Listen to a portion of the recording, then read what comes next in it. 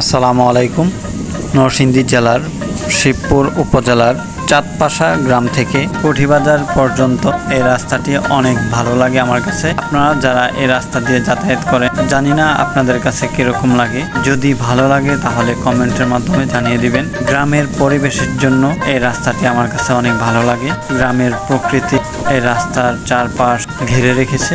রাস্তাটা খানিকটা ভাঙা থাকলেও এই রাস্তায় চলাচল করলে অনেক ভালো লাগবে।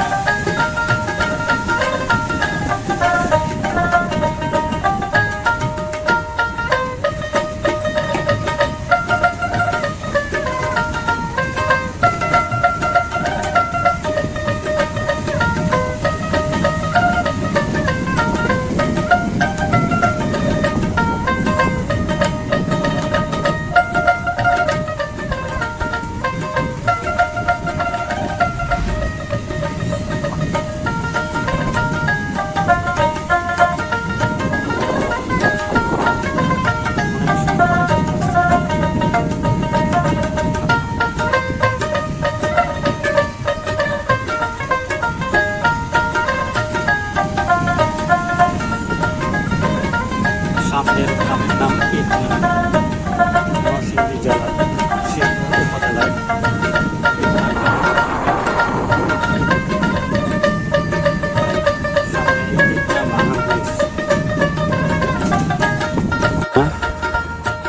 এই কারণে আমি এর নাম দিয়েছি ইটনা ভাঙা ব্রিজ।